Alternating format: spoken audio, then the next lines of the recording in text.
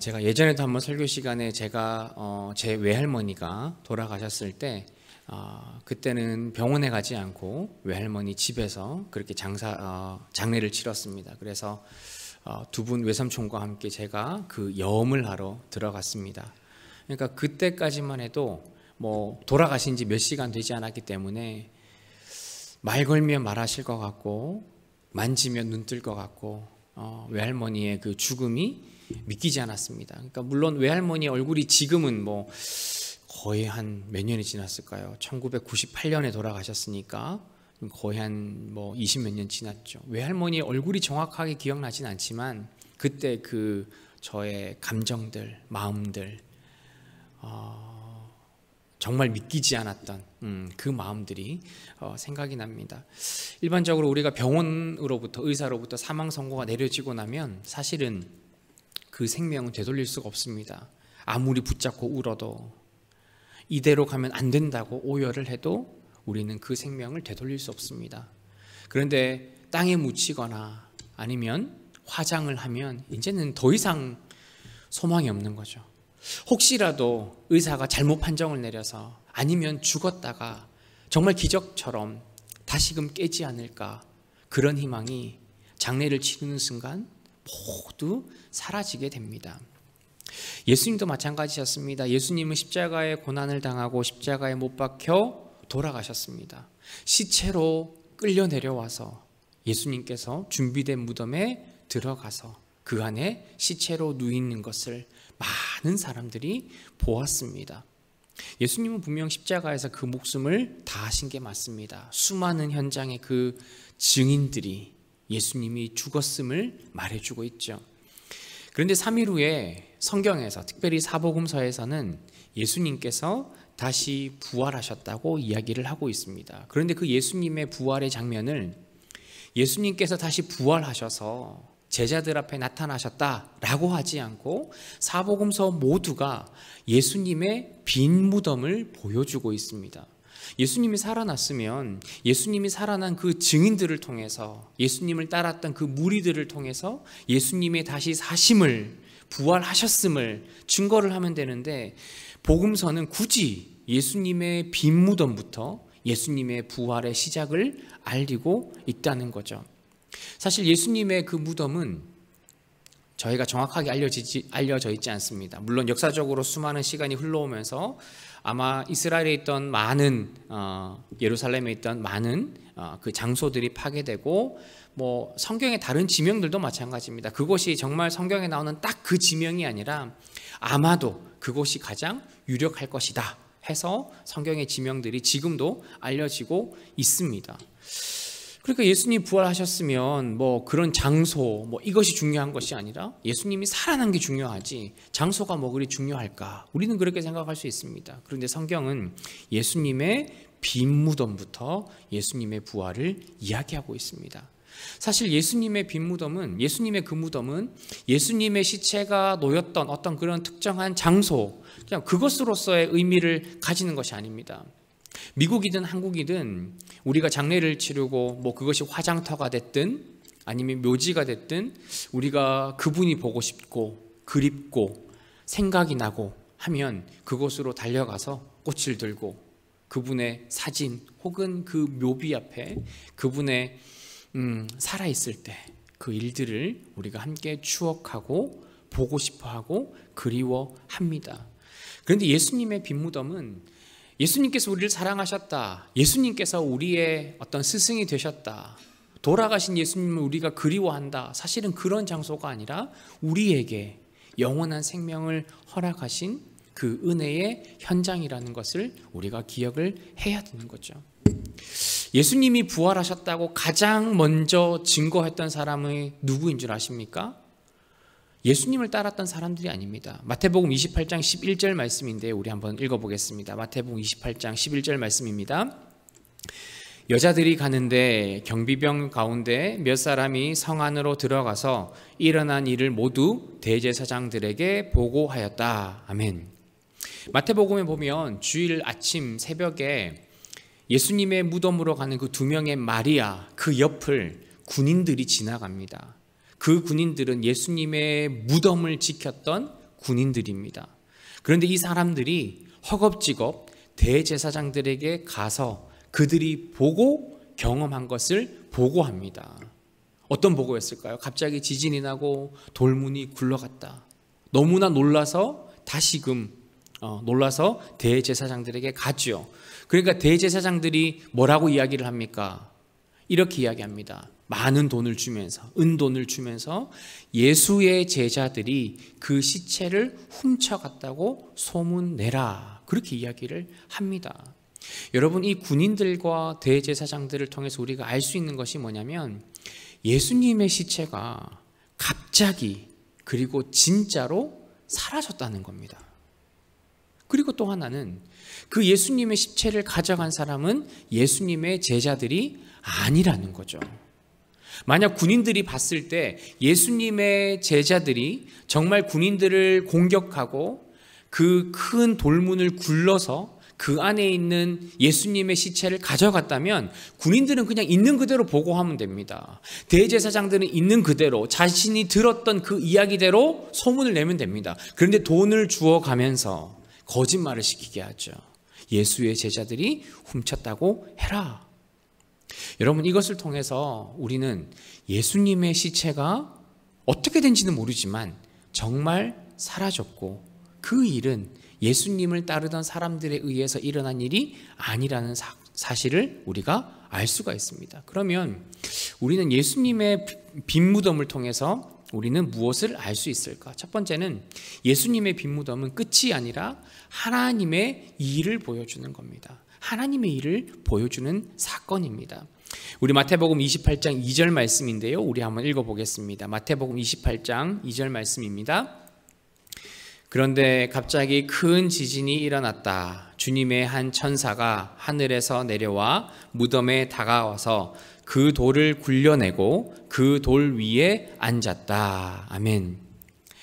예수님이 십자가에 죽고 3일이 되는 그 새벽에 갑자기 예수님 무덤 주변에 큰 지진이 일어나고 그리고 사람 여러 명이, 군인들 여러 명이 옮겨야 할 그 돌이 굴러가는 사건이 일어납니다. 보통 성경에 나오는 지진은 자연적인 현상이 아니라 하나님께서 임재할 때 나타나는 일들입니다. 출애굽기 19장에 보면 하나님께서 모세와 그리고 시내산에 임할 때 그 온 산이 크게 진동했다라고 이야기를 합니다. 사도행전 16장에도 보면 바울과 실라가 감옥에 갇혀 있을 때 큰 지진이 나서 옥문이 열리게 되고 간수를 만나고 간수의 그 가족들을 구원하는 사건이 일어나게 되죠. 그러니까 큰 지진이라는 것은 그냥 터키에서부터 온 그 지진의 영향으로 예수님이 십자가에 돌아가시고 부활하시는 그 아침에 정말 절묘한 타이밍에 일어난 자연적인 현상이 아니라 그 일은 하나님께서 하신 일이라는 것을 성경은 이야기를 해주고 있습니다. 또한 천사가 하늘에서부터 내려와서 큰 돌을 굴렀다고 합니다. 다른 복음서에는 천사가 굴렀다라는 직접적인 표현이 없는데 마태복음에는 천사가 내려와서 그 돌을 굴렀다고 이야기를 합니다. 그러니까 천사가 그 돌을 굴린 이유가 무엇이었을까요? 여러분 생각해 보시면 제 생각에는 지진이 나지 않아도 예수님이 부활하시는 것에는 아무런 상관이 없습니다. 큰 돌문이 막혀 있어도 예수님이 부활하시는 것에는 아무런 문제가 없습니다. 그런데 그 지진과 큰 돌이 움직여진 그 사건을 통해서 이 일은, 예수님의 부활의 사건은 누군가 훔쳐갔거나 누군가 그 일을 만들었거나 또 때로는 우연히 자연적으로 일어난 그 현상에 의해 예수의 시체가 사라진 것이 아니라 하나님께서 예수를 부활하게 하셨다는 그 사건을 드러내기 위해서 지진과 큰 돌을 오늘 우리에게 이야기를 하고 있는 거죠.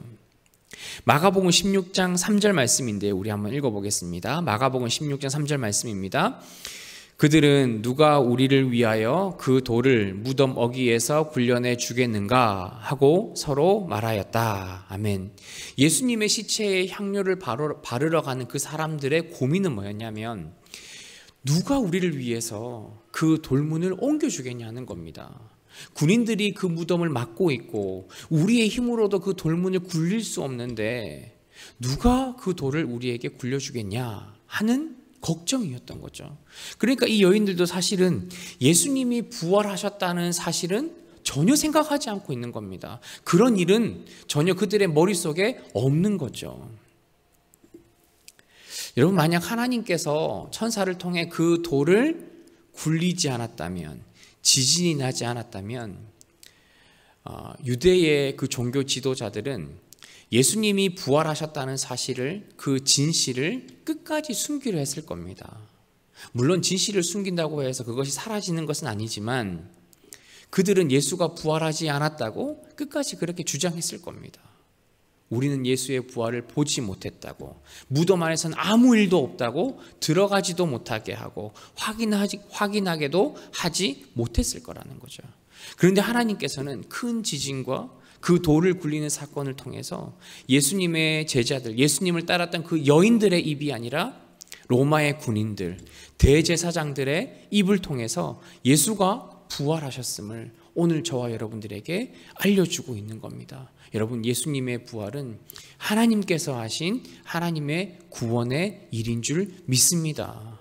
여전히 우리가 하나님을 믿지 않고 예수 그리스도의 부활을 믿지 않는 사람들이 있다 하더라도 예수께서 부활하신 그 사실은 변하지 않습니다. 부정해도 변하지 않고, 숨기려고 해도 변하지 않고, 피하려고 해도 변하지 않습니다. 예수님께서 부활하신 그 사건은, 그리고 그 빈 무덤은 우리를 위해, 우리를 구원하고자 하시는 하나님의 구원의 일인 줄 믿습니다. 우리가 특별히 오늘 부활주일 하나님께서 우리를 위해 하신 그 일을 높이고 찬양하는 저와 여러분들이 되시기를 소망합니다. 그리고 앞으로의 우리 신앙생활 가운데도 하나님께서 우리를 위해 예수 그리스도를 부활하셨고 우리를 구원하게 하셨음을 우리가 믿음으로 고백하는 우리 모두가 되기를 주님의 이름으로 소망합니다. 두 번째, 빈 무덤은 끝이 아닌 생명이 시작하는 것이었습니다. 생명이 시작하는 것입니다. 예수님의 그 무덤을 향해 달려가는 그 여인들의 마음은 어땠을까요? 그리고 비어있는 그 무덤을 발견한 여인들의 마음은 어땠을까요? 아마 좀 무서운 생각이 들지 않았을까? 허탈한 생각이 들지 않았을까? 그런 생각을 해봅니다. 요한복음 20장 11절 말씀인데요. 우리 한번 읽어보겠습니다. 요한복음 20장 11절입니다. 그런데 마리아는 무덤 밖에 서서 울고 있었다. 울다가 몸을 굽혀서 무덤 속을 들여다보니. 아멘. 요한복음에는 새벽에 막달라 마리아가 예수님의 무덤을 향해서 갑니다. 그런데 그 돌문이 열려 있는 것을 보고는 당장 베드로에게 달려가 그 사실을 알리죠. 베드로와 또 한 제자가 예수님의 무덤을 향해 달려갔습니다. 베드로가 안에 들어가서 예수님의 시체가 없는 것을 보고는 성경의 기록에 보면 그냥 그의 집으로 돌아갔다라고 합니다. 그런데 이 막달라 마리아는 돌아가지 않았어요. 그 빈 무덤을 서성이며 울며 급기야는 그 무덤 안에 들어가서 정말 예수의 시체가 없는지를 살펴보게 됩니다. 아마 예수님의 시체가 사라진 사실을 접했던 모든 사람들의 반응이 비슷했을 것 같아요. 시체가 어떻게 사라졌는지 이해를 못하는 겁니다. 누가 가져갔고 이 일을 왜 버렸는지 이해가 되지 않고 궁금하고 때로는 두려운 마음까지 들었을 겁니다. 왜냐하면 예수님의 제자들은 예수님께서 십자가에 달려 죽으신 이후에 그들이 출입을 잘 하지 않았습니다. 그들도 로마 군인들에게 붙잡혀서 유대 종교 지도자들에게 끌려가서 고문을 당하고 죽임을 당할까 봐 그들도 두려워서 집 안에만 있었던 거죠. 어느 누구도 예수님이 다시 살아났다는 그 예수님의 말씀을 기억해낸 사람이 없었을 겁니다. 아마 한 명도 없었을 거죠. 예수님의 시신을 만나러 간 그 여인들도 마찬가지였을 겁니다. 그리고 제자들도 정말 이제는 끝이라고 생각했을 겁니다. 예수님의 시체가 사라졌거든요. 무덤엔 아무것도 없습니다. 누가 가져간지 모르지만 이제 우리가 믿고 따랐던 그 예수는 사라졌다라고 생각을 했을 거라는 거죠. 그런데 예수님의 빈 무덤, 예수님의 그 죽음은 끝이 아니라 새로운 생명이 시작된다라는 것을 이미 사실 예수님은 제자들에게 선포를 했습니다. 여러분, 빈 무덤, 예수님의 부활은 우리에게 영원한 생명을 다시 한번 보장해주는 증거입니다. 예수님의 부활은 우리에게 거듭남, 우리가 예수 그리스도를 믿음으로 우리가 구원을 얻게 되는 그 중생의 경험을 했다라는 것을 우리에게 연결해주고 있습니다. 예수님의 부활 사건은 그냥 죽었다가 예수님이 다시 살아난 그 사건이 아니라 예수님의 부활을 통하여서 우리가 정말로 하나님의 백성이 되었다라는 그 거듭남과 연결해주고 있는 거죠. 베드로전서 1장 3절 말씀인데요, 우리 한번 읽어보겠습니다. 베드로전서 1장 3절 말씀입니다. 우리 주 예수 그리스도의 하나님 아버지께 찬양을 드립시다. 하나님께서는 그 크신 자비로 우리를 새로 태어나게 하셨습니다. 그리하여 그는 죽은 사람들 가운데서 예수 그리스도가 부활하심으로 말미암아 우리로 하여금 산 소망을 갖게 해 주셨으며. 아멘. 성경은 예수님의 부활을 신자의 중생, 거듭남과 연결하고 있는 거죠. 예수님께서 죽은 자, 십자가에서 죽음으로 하나님에 대한 순종을 이루셨을 때 예수님은 하나님을 통해 그 부활의 생명을 소유하고 계셨습니다. 그리고 그 부활, 예수 그리스도의 부활을 통해서 우리에게도 예수님의 부활, 그 영원한 생명을 우리에게 허락하게 된 거죠. 그리고 그 예수님의 부활하심을 통해서 우리는 거듭남을 경험하게 되었고 영원한 생명을 얻게 되었다라는 겁니다. 여러분, 우리가 구원을 얻는다는 것은 예수 그리스도의 십자가에 달려 죽으신 예수 그리스도, 그 예수님의 죽음으로만 우리가 구원을 이루는 것이 아니라 부활하신 예수 그리스도를 통하여서 우리가 영원한 생명을 얻게 되는 겁니다. 사실 십자가의 죽음과 예수님의 부활이 복음의 전부입니다.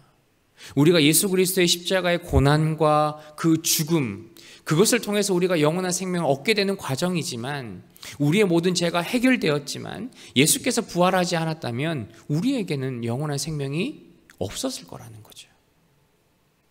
빈 무덤, 예수님의 부활은 우리에게 영원한 생명을 주는 또 한 번의 확실한 보장을, 증거를 저와 여러분에게 보여주는 겁니다. 여러분, 예수님의 빈 무덤은 예수님의 신화를 말하는 것이 아닙니다. 마치 예수님이 우리가 다가갈 수 없는 어떤 특별한 사람처럼, 사람이 아닌 것처럼 어떤 그런 신적인 존재로 묘사되는 것이 아니라 예수님은 우리에게 영원한 생명을 주기 위해서 십자가에 죽으셨고 부활하셨다는 거죠. 요한복음 11장 25절 말씀인데요, 우리 한번 읽어보겠습니다. 요한복음 11장 25절 말씀입니다. 예수께서 마르다에게 말씀하셨다. 나는 부활이요 생명이니 나를 믿는 사람은 죽어도 살고. 아멘. 예수님의 부활은 예수님 혼자 살아난 그냥 그 놀라운 사건이 아니라 이 땅 가운데 죽음의 권세를 깨뜨리고 어둠의 권세를 이기신 예수 그리스도의 그 능력과 영원한 생명을 우리에게 보여주는 거죠. 더 이상 우리는 이 어둠 세력 가운데, 우리를 붙잡고 있는 이 죽음의 세력 가운데 그들과 함께 살지 않아도 된다라는 것을 예수의 부활로 저와 여러분에게 증명해 주고 있는 겁니다. 여러분, 예수님은 생명을 연장해 주는 분이 아닙니다. 예수님께서 우리를 치료하시고 회복해 하셔서 그냥 몇 년 더 살게 하는, 연장해 주시는 하나님이 아니라 우리에게 변하지 않는 영원한 생명을 주시는 생명의 주인이라는 거죠. 윌리엄 버클레이 목사님은 예수님의 부활 생명, 그리고 약속받은 그 신자들에게 이렇게 이야기를 하고 있습니다. 부활의 약속을 받고 예수님을 믿으며 살아가는 사람은 해가 지는 쪽을 향해 여행하는 것이 아니라 해가 뜨는 쪽을 향해 여행하는 사람들이다. 어떤 의미일까요? 우리에게 소망이 없는 것이 아닙니다. 성경에 나오는 그 예수 그리스도의 죽음과 부활은 저와 여러분에게 영원한 생명의 은혜를 주는 거죠. 마치 날마다 아침 해가 뜨는 것처럼 영원히 변하지 않는 그 진리를 향해 우리가 살아가고 있다는 거죠. 영원한 생명의 그 완전한 소망이 부활을 믿는 저와 여러분에게 임하게 되었다는 겁니다. 여러분 예수 그리스도의 부활을 통해서 변하지 않는 그 영원한 생명을 내가 받았음을 우리가 믿음으로 고백할 수 있는 우리 모두가 되기를 주님의 이름으로 소망합니다. 또한 영원한 그 하나님의 나라에서 주님을 찬양하며 주님과 함께 살아가기를 소망하며 살아가시는 우리 모두가 되기를 주님의 이름으로 축복합니다. 또한 예수님의 부활은 우리에게 완전한 부활을 보장합니다. 여러분 성경에 나오는 예수님의 부활은 신자의 죽음, 우리는 언젠가 죽음을 경험하게 되죠. 그런데 마지막 때에, 이 세상의 마지막 때에 죽었던 그 신자들이 예수 그리스도처럼 육체의 부활을 이루게 될 것을 성경은 이야기를 하고 있는 겁니다. 여러분 부활신앙은 기독교의 구호가 아닙니다. 다른 종교에는 없는, 기독교가 가지고 있는 그냥 유니크한 그 어떤 상징적인 예수 그리스도를 드러내는 것이 아니라 그 부활 생명을 통하여서 저와 여러분도 영원한 그 생명을 얻은 것처럼, 예수님의 몸이 부활하신 것처럼 우리의 몸도 부활하게 될 것을 성경은 이야기를 하고 있는 겁니다. 고린도후서 4장 14절 말씀인데요, 우리 한번 읽어보겠습니다. 주 예수를 살리신 분이 예수와 함께 우리도 살리시고 여러분과 함께 세워주시리라는 것을 우리는 알고 있습니다. 아멘. 방금 읽은 본문에서 예수와 함께 우리를 살리셨다는 것은 세상의 마지막 날에 예수님이 부활하실 것처럼 우리도 그때 부활할 거다라고 말하는 게 아닙니다. 예수님은 이미 부활하셨습니다. 잠자는 사람들의 맨 처음 열매가 되셨습니다. 신자는 예수 그리스도와 연합한 존재이기 때문에 예수님께서 부활하신 것처럼 우리도 예수님과 똑같이 부활하게 될 것을 이야기를 하고 있는 거죠. 한글 성경으로 보면 마치 우리가 예수님과 함께, 예수님 부활할 때 우리도 같이 부활한다라는 표현으로 되어 있는데, 사실 이 표현이 정확하게는 예수님의 부활 때문에 우리도 부활하게 될 것이다 라고 해석하는 것이 옳은 해석입니다. 우리가 영원한 생명을 얻고 우리의 몸이 다시금 부활하게 될 것은 예수께서도 예수의 그 몸을 부활했기 때문이라는 거죠. 여러분 우리가 이 땅을 살아가면서 우리의 몸의 부활이 사실 우리에게 주는 교훈이 있습니다. 우리가 죄를 짓고 회개할 때에 우리가 어떤 우리의 마음, 우리가 몸으로 짓는 죄를 우리가 회개하면 하나님이 용서해 주시니까 그게 다 해결될 거야 하고 우리는 가볍게 여깁니다. 그런데 여러분 우리가 꼭 기억해야 하는 것은 우리의 몸이 부활될 때 우리가 그냥 우리의 영혼만 하늘로 가는 것이 아니라 우리의 육신이 그대로 똑같이 부활된다는 거죠. 내가 지금까지 살면서 지었던 그 육체에 또한 우리 마음에 있는 그 모든 죄악들이 그대로 흔적으로 남는 겁니다. 물론 우리가 부활했을 때는 지금 우리의 육신과는 다른 부활체로 부활할 겁니다. 그러나 중요한 것은 우리가 이 땅에 살았던 몸 그대로 다시금 부활하게 된다는 거죠. 우리가 하나님 앞에 살아가는 것, 죄를 짓지 않고 살아가는 것, 내가 하나님 앞에 죄를 회개하는 것, 이것은 단순히 내가 하나님께 죄를 회개했습니다, 그것으로 끝나는 것이 아닙니다. 우리의 몸은 예수 그리스도의 성전이기 때문에 우리가 살아가는 그 순간순간의 죄악들, 그러한 것들로부터 우리가 멀리 떨어져 살도록 저와 여러분들의 몸과 마음을 늘 돌아보셔야 합니다. 우리가 부활할 때는 새로운 몸으로 부활할 거기 때문에 과거 이 땅에 살았던 모든 것이 사라질 거야. 맞죠? 그 표현도 일부 맞습니다. 그러나 우리의 몸 또한 부활할 것이기 때문에 여러분 우리가 매일매일 살아가는 우리의 몸과 마음을 죄로부터 멀어지게 하는 것, 예수 그리스도를 따라 거룩하게 살아가는 것, 그것은 우리에게 매우 중요한 일입니다. 여러분 그 몸의 부활을 통해 우리는 하나님 앞에 서게 될 것입니다. 물론 이제 심판받는다의 개념으로 서게 되는 것이 아니라 하나님을 찬양하고 하나님을 높이고 하나님의 영광스러운 그 옆자리에 우리가 서게 될 텐데, 그때 하나님 앞에 섰을 때 우리의 부족함이 또 우리의 죄악이 우리의 몸에 쌓이고 드러나지 않도록 신자된 삶을 저와 여러분들이 충실히 살아가셨으면 좋겠습니다. 영원히 살아갈 그 천국에서의 우리 부활될 우리의 몸을 기억하시면서 우리에게 주어진 그 신자의 삶, 하루하루의 삶을 우리가 소중하게 그리고 거룩하게 또한 기쁨으로 살아가시는 우리 모두가 되기를 주님의 이름으로 소망합니다. 마지막으로 빈 무덤은 끝이 아니라 회복의 시작입니다. 회복의 시작.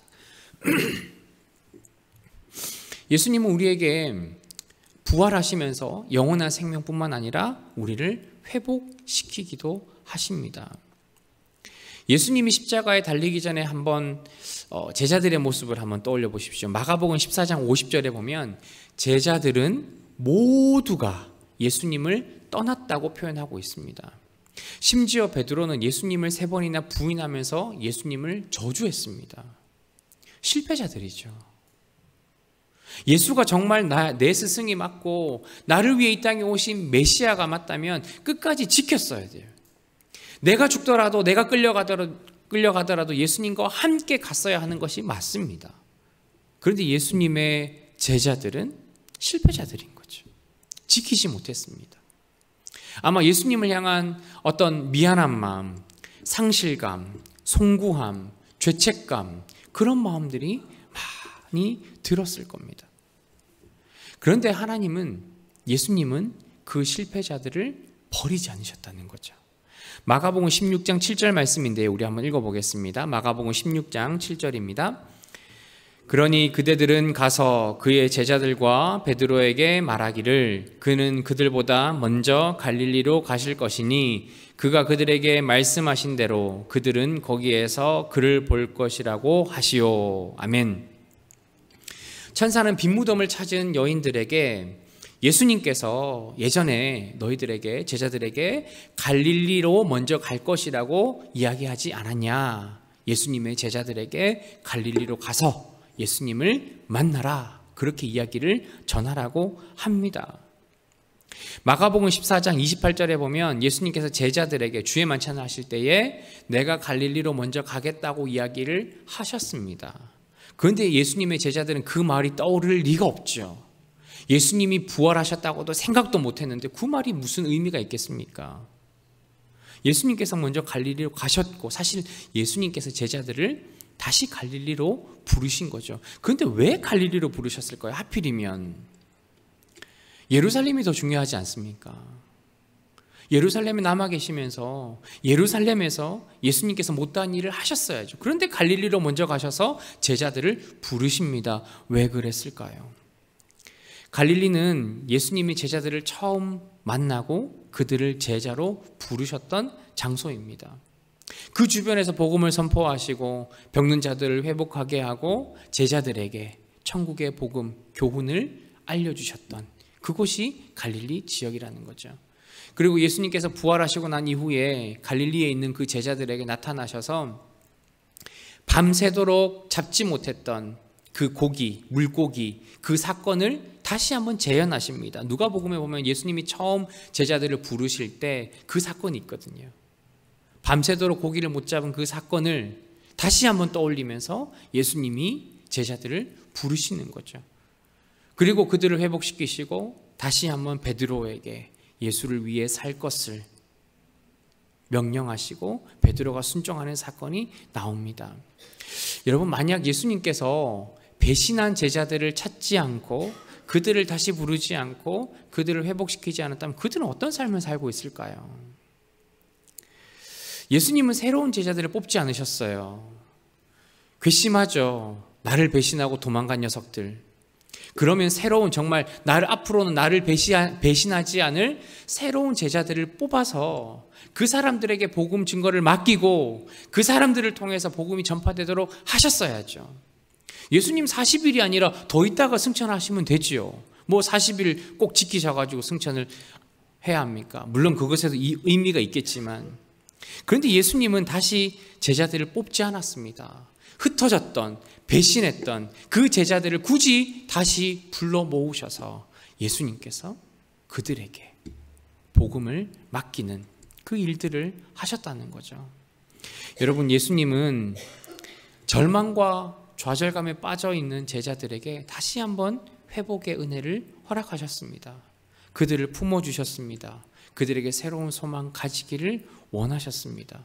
그리고 그들이 정말 처음 내가 메시아라고 고백했던 그 기쁨을 다시 한번 느낄 수 있도록, 다시 한번 예수님을 메시아로 고백할 수 있도록 그들을 위로하고 회복하셨다는 거죠. 그것은 오늘 우리에게도 마찬가지입니다. 우리의 삶은 참 여러 가지 일들이 있죠. 우리가 기도할 수밖에 없는 일들, 때로는 기도해도 해결되지 않는 일들, 내 노력에도 불구하고 우리가 어떻게 할 수 없는 그런 일들이 있습니다. 그러나 예수님의 부활은 우리가 이 땅에서 영원히 살아가는, 이 땅에 소망을 두는 것이 아니라 우리에게 영원한 생명을 주셔서 하나님과 함께 살아가는 그 영원한 천국을 우리에게 소망하게 하시는 거죠. 그리고 이 땅에 소망을 두는 것이 아니라 하나님과 함께 살아갈 그 천국에 우리의 모든 마음을 두게 하기 때문에 우리에게 소망과 회복이 있게 합니다. 때로는 이 땅에서 우리의 어려움들이 있습니다. 좌절감을 느낄 때도 있고요, 상실감을 느낄 때도 있습니다. 그러나 예수님은 그것들을 그대로 두지 않으시고 예수 그리스도의 부활을 통해 저와 여러분들에게 회복과 다시 한번 일어날 수 있는 그 은혜를 저와 여러분들에게 허락하셨던 거죠. 예수님의 제자들에게 허락하셨던 그 위로와 회복이 예수님의 부활을 통해 오늘 저와 여러분에게도 동일하게 임하게 될 줄 믿습니다. 그것이 어떤 종류의 것이든지, 내 삶에 어떻게 위로하고 회복하시는 하나님의 은혜이든지 관계없이 우리는 예수 그리스도의 부활을 통해 다시 한번 소망과 위로와 회복을 느낄 수 있습니다. 여러분, 이번 한 주간 우리가 부활주의를 통해서 예수 그리스도께서 우리에게 주시는 그 은혜와 그 회복을 우리가 누리실 수 있는 이번 한 주간의 삶이 되셨으면 좋겠습니다. 여러분의 간절한 그 기도와 여러분의 풀리지 않는 우리의 삶의 어려움 가운데 주님께서 그 모든 것들을 해결하시며 이 땅이 아닌 영원한 천국에서 우리에게 귀한 은혜로 베푸실 것을 우리가 소망하면서 하루하루를 살아가시는 우리 모두가 되기를 주님의 이름으로 소망합니다.